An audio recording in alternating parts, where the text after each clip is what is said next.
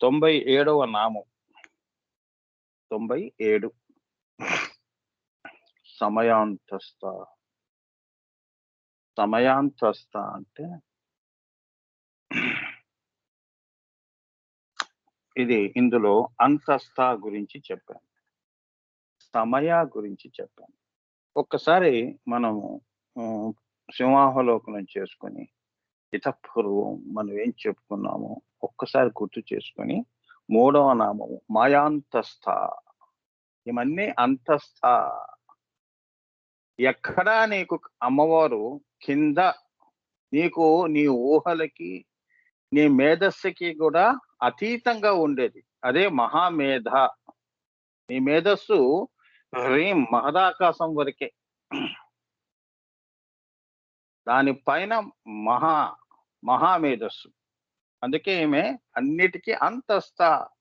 శ్రీచక్రంలో నీవు ఏ లోకంలో పట్టుకున్నా అక్కడ అంశరూపమే నీకు దర్శనం అవుతుంది. కానీ అమ్మవారు అంటే అమ్మవారి యొక్క అంశరూప దేవతలు చైతన్యంలో, ఈశ్వర చైతన్యంలో నీకు దర్శనాలు అవుతాయి. కానీ అసలైన అమ్మవారి దర్శనం దుర్లభము. బహిర్ముఖ దుర్లభం, అంతర్ముఖ సుదుర్లభం. ఎంత అంటే మంత్రం రూపంలో నీకు అమ్మవారు ప్రసన్నం అవుతుంది, కానీ బహిర్యాగంలో అంత తొందరగా కాదని. సో అంతస్థ అంటే సర్వమునకు చివర ఉన్నది, సర్వమునకు మధ్య ఉన్నది, సర్వాంతర్యామిని శక్తి ఏదో అది అంతస్థ. అన్ని శక్తులకి అందరికీ పైన ఉంటూ అందరికీ ఆధారమై తనకు నిరాధారంగా ఉన్న ఆ బిందువు ఏదైతే శ్రీచక్రంలో ఉందో అది అంతస్థ. ఈశ్వరుడి కూడా ఆధారం ఆమె. ఆయన సంకల్పానికి కూడా ఆధారం. అంటే ఇంకా మనం ఎంత, ఈ సృష్టి ఎంత ఆ దృష్టిలో ఆ సంకల్పానికే ఆధారం. ఆ తల్లి యొక్క చైతన్యాన్ని, ఆ శక్తిని పెట్టుకొని సంకల్పం చేయగలిచాడే. కానీ అమ్మవారి శక్తి వినా శివుడు లేడు, శివుడు వినా శక్తి లేదనే దానికి ఇక్కడి నుంచి తీసుకోవాలి అంతస్థ అంటే. ఆయన సంకల్పం నుంచి నువ్వు ఆలోచన చెయ్యాలి. అంతస్థ అంటే ఈ ఆకాశాల వరకు నువ్వు ఆలోచన చేయటం కాదు. అంటే ఏంటంటే 3వ కన్ను ఆగ్నేయ చక్రము మహదాకాశం వరకు కాదని, అవ్యక్తాకాశ త్రికోణ మండలాలు దాటి బిందువు స్థితి, బిందువు పైన పరాశూన్యం. అది ఆమె అంతస్థ అంటే. సమయ అంటే దహర పూజ. ఆ తల్లి దహరలో అంటే మన హృదయంలో ఎంత చక్కగా ఇమిడి ఉన్నదో చూడండి. దహర చక్రమునందు పూజ చేయబడే ఆత్మస్వరూపిణి అయిన తల్లికి, దేవికి, శ్రీదేవికి ఏమంటారు? సమయ అని పేరు. సమయ అంటే ఒక క్రమ పద్ధతిగా వచ్చి అక్కడ కూర్చొని ఉన్నది. అక్కడ నుంచి ఆ చైతన్యాన్ని నీ యొక్క నరాల్లో, నాడీ వ్యవస్థల్లో ఆమె కిరణాల యొక్క చైతన్యం, కిరణాలు సూర్య కిరణాలుగా నీ శరీరం జీవవంతమై నిలబడి ఉన్నది. అది గనక లేకపోతే నీకు ఆధారం ఉండదు. అది సమయ అంటే. ఉంటే అంత ముఖ్యం. ఆమె స్థానము కూడా అక్కడ ఆమె వెలిసి ఉన్నది. అంతర్యాగ రహోయాగములలో మూలాధారమును పూజ చేసేవారు వామా మార్గ బంధీయులని, ఇవన్నీ నేను చెప్పాను మొన్నటి క్లాస్లో. ఇప్పుడు మాయా అంతస్థ అంటే ఏంటో, మాయా ఎక్కడి నుంచి ఎక్కడి వరకు, ఆ తల్లి ప్రయాణం ఎక్కడి నుంచి ఎక్కడి వరకు. ఇప్పుడు మన జీవితాలు కూడా మనం ఏదో జీవం ఉన్నంత వరకు, చైతన్యం ఉన్నంత వరకు నా గమ్యం అక్కడి దాకా వెళ్ళాలండి, నా గమ్యం నేను ఇది చేరుకోవాలి, ఈ చదువు చదవాలి, లేదా ఈ గమ్యం వరకు నా జీవితము ఇదే పెట్టుకున్నాను అని చెప్పి 50, 60, 70 ఏళ్ళ దాకా మనం అలా వెళ్ళిపోతూ ఉంటాం. అసలు గమ్యము, ప్రయాణము అది కాదు. అది లౌకికానికి లౌకిక వాసనలకి లొంగినది. అలౌకికంలో ప్రయాణము మాయ. ఈ యొక్క ప్రయాణాలన్నీ కూడా ఈ మాయా అంతర్భాగాలే. మన ప్రయాణాలు, జీవితాలు, ఊహలు అన్నీ కూడా మాయా అంతర్భాగాలే. నువ్వు ఏది కోరుకున్నా కూడా అది మాయయే. నా పిల్లలు అని అన్నావు, నా భర్త నువ్వు అన్నావు, లేదా నా లోకము, నా ఆస్తి, నా డబ్బు, నా శరీరము అన్నావే. ఇవన్నీ అంతర్భాగాలే. అదే చెప్తున్నాడు. సో, ఈ మాయ ఎక్కడి నుంచి ఎక్కడి వరకు? మాయాంతస్థ అంటే మాయ మధ్యలోనూ ఉన్నది. మధ్య అంటే నీ మనసు. మనసే మాయ. అవునా? మనసే మాయ. ఎందుకంటే మాయకి పనేమి లేదు. ఏదో ఒకటి సంకల్పం చేస్తూనే ఉంటుంది. అందుకే అమనస్క యోగాన్ని ఎక్కువ ఆశ్రయిస్తారు శ్రీ విద్యోపాసకులు. మనస్సుతో ఎప్పుడూ గూడా అమ్మవారి పూజలు చెయ్యరు. అమ్మా! మనసుతో మంత్రము మననము చేస్తారు గానీ, దాన్ని ఇంకా పవిత్రం జేస్తారు. మనసు అమ్మవారు మనస్విని. ఓం ఐం హ్రీం శ్రీం మనస్విన్యై నమః ఓం. అమ్మ నా మనసు ప్రత్యేకంగా అనుకుంటూ దాన్ని నేనెందుకు పెంచి పోషించాలి? ఈ మనసు గూడా నీకు అంకితం చేసి నీ మంత్ర రూపం ఏదైతే ఉందో ఐం, క్లీం, సౌ అంటే అమ్మవారికి పువ్వుగా అర్చన చేయటం.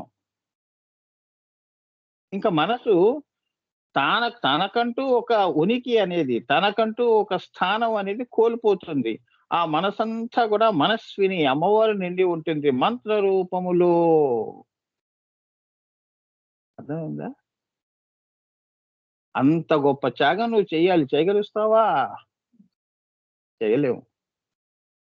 ఒక్క 10 నిమిషాలు చెప్తాను స్వామి మంత్రము అంటారు. అంతేగాని మళ్ళీ మిగతా సమయమంతా ఆ మనసు అక్కడ అమ్మవారు ఏమైపోయింది? మామూలు జీవ మనస్సయిపోయింది. దైవ మనసు, జీవ మనసు చేయటానికి ఇష్టపడతాం గానీ, జీవ మనసుని దైవ మనసు చేయటానికి ఇష్టపడం.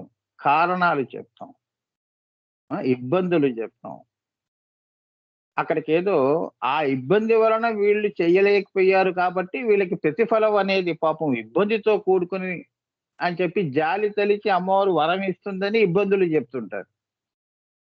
అవునే నీకు ఆ ఇబ్బంది లేకపోతే నువ్వు చేసేదానివే. అయినా గూడా నువ్వు చేసినా, చెయ్యకపోయినా నేను ఫలితం ఇస్తాను అని ఆశించి మళ్ళీ అర్థమైందా? మనసు అట్లా ఉంటుందమ్మా. ఏది త్యాగం చెయ్యదది. అది ఒప్పుకోదు.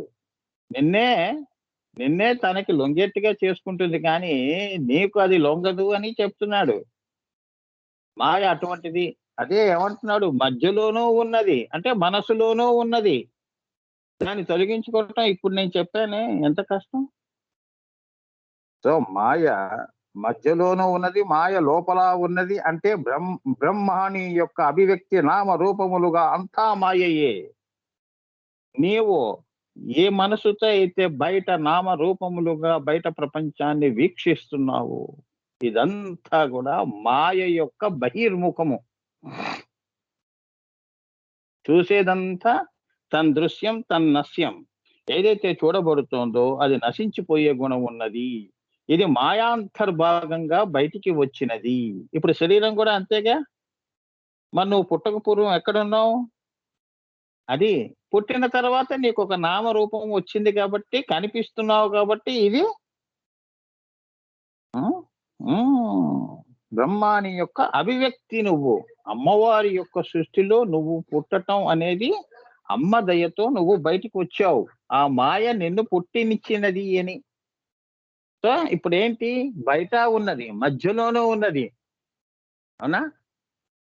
ఇంక మన జీవితం ఎటు వెళ్ళాలి? అదేంటి స్వామి మాయ అనే సముద్రంలో పూర్తిగా మునిగిపోయాను. నేను ఎప్పుడు ఒడ్డుకి చేరుతాను? అంటే ఈ నామము ఏదైతే ఉన్నదో అదే నిన్ను ఒడ్డుకి కరచేరుస్తుంది. హ్మ్. సమయాంతస్థ ఈ నామం చెప్పుకున్న వాళ్ళకి ఈ మనసు బాధ అనేది తగ్గిస్తుంది. లేదు అంటే అది ఇంకా బాధ పెరుగుతూ ఉంటుంది. అంటే మాయ పెరుగుతున్న కొద్దీ నీకు కష్టాలు తప్పవు. దుఃఖము తప్పదు. లాభ నష్టాలు తప్పవు. వచ్చేవి, పోయేవి ఉంటూనే ఉంటాయి. నువ్వు శ్వాస చివరి వరకు గూడా ఇవ్వటం, పుచ్చుకోవటం, లాభం పొందటం, నష్టం పొందటం. ఇట్లా ఇవి సుఖ దుఃఖములు. ఈ ద్వంద్వములతో కూడుకున్న మనసు ఎప్పుడు గూడా ప్రతిరోజు గూడా ఒక ఘర్షణ. ఏ రోజు శాంతంగా వెళ్ళదు. అర్థమైందా?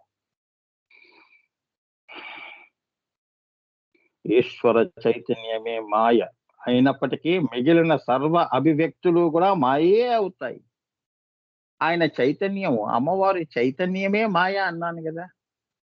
ఆ మాయయే ఆ మాయ నుంచి అభివ్యక్తమైన అంటే ఈ స్థూల ప్రపంచాలన్నీ పిపిలికాది బ్రహ్మ పర్యంతము. చల, అచల, జడ పదార్థములు అన్నిటిలో గూడా మాయ నిండి ఉన్నది. ఈశ్వర చైతన్యము నిండి ఉన్నది కాబట్టి దానికొక ఆకారము, నామము, రూపము ఉన్నది. అర్థమైందా? ఇప్పుడు నీరు ప్రవహిస్తోంది కదా స్వామి అంటే అది ఎలా ప్రవహిస్తోంది? ఎవరు నెట్టుతున్నారు? నీటికి కదలికేంటి? ఏదో ఒక చైతన్యం. గాలికి వీచుట అనేది ఏదైతే ఉందో, గాలి వీచుట, నీరు ప్రవహించుట, ఆ! ఇవన్నీటి గూడా ఈ స్థూల ప్రపంచం వెనక దాగి ఉన్న ఈశ్వర చైతన్యము. ఆ చైతన్యమే ఈ నీటిని తోస్తోంది ముందుకి. నదులు ప్రవహిస్తున్నాయి, ఉప్పొంగుతున్నాయి అంటే నీటికి చలనం ఎక్కడి నుంచొచ్చింది?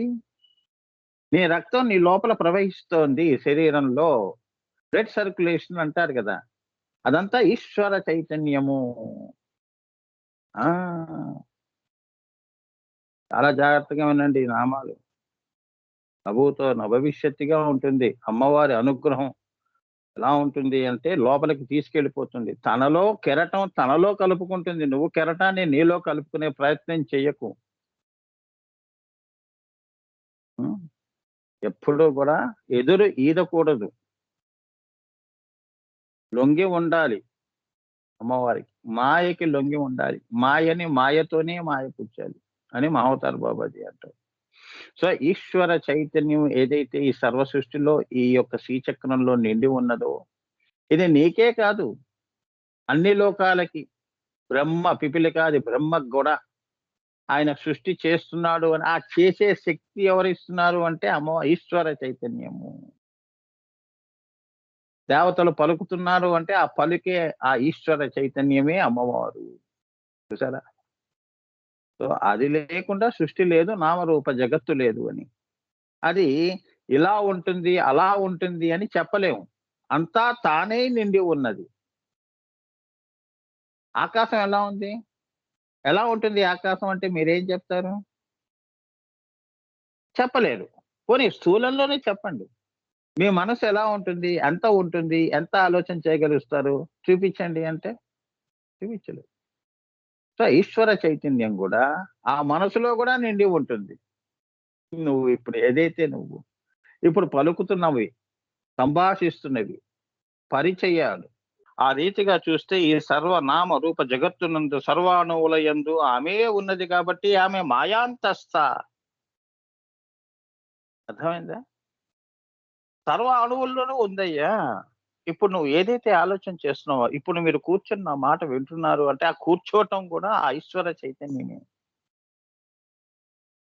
ఆ చైతన్యం అలా ఉండిపోయి ఉందన్నమాట. ఇప్పుడు నేను చెప్తున్న పలుకులకి. అందుకే ఆ పరావరవస్యం అమ్మవారి. మీ శరీరాలు కాదు. మీ శరీరాల్లో ఉన్న చైతన్యం ఈశ్వరుడు అనుగ్రహంతో అక్కడ కూర్చొని వింటున్నాడు అని. అంత అరుణాం కరుణా తరంగితాక్షి అంటే అది అమ్మవారు. ఏమ్మా? సో, సర్వనామ రూప జగత్తునందు సర్వాణువులయందు ఆమె ఉన్నది గాబట్టి ఆమె మాయాంతస్థ. నీలో చిట్ట చివరిది శ్రీమాత్రే నమః. చిట్ట చివరిది ఏదైతే ఉందో ఆమె అక్కడ ఉంటుంది. అంటే ఇప్పుడు నువ్వు ఏదో ఆలోచన మొదలుపెట్టావనుకో, దాని ఈ మొదలుపెట్టిన అప్పటి నుంచి చివరి ఎక్కడైతే నువ్వు ఆలోచన చేస్తావో నీ వరకు ఆ అంతస్థ ఆవిడే. నీకు ఇవ్వాలా? ఇవ్వకూడదా? అనేది నిర్ణయించేది గూడా అదే. అంతస్థ అంటే. ముందే నీకు రేపు ఏం రాసిపెట్టుందో అక్కడ ఆల్రెడీ అక్కడ ఉంది. ఆమె అంతస్థ. ఇంకా నువ్వు ఇప్పుడే మొదలు పెడుతున్నావు ప్రారంభం. ఆమె అంతము. అంటే మనం పోయేటప్పుడు ఎంతవరకు ఆలోచన చేస్తామో, పోయినప్పుడు ఈ దేవుడిని తలుచుకుంటావా? జీవుడిని తలుచుకుంటావా? పిల్లల్ని తలుచుకుంటావా? ఎవరిని తలుచుకుంటావా? అనే మాట గూడా అక్కడ రాసిపెట్టి ఉంటుంది. ఆమె అంతస్థ. అలా సర్వ జగత్తులకి ఆమె పైన బిందువులో అంతస్థ. ఈశ్వర సంకల్పం వరకు. అదే మాయా చైతన్యము. ఆ ఈశ్వర చైతన్యాన్నే మాయ అంటారు.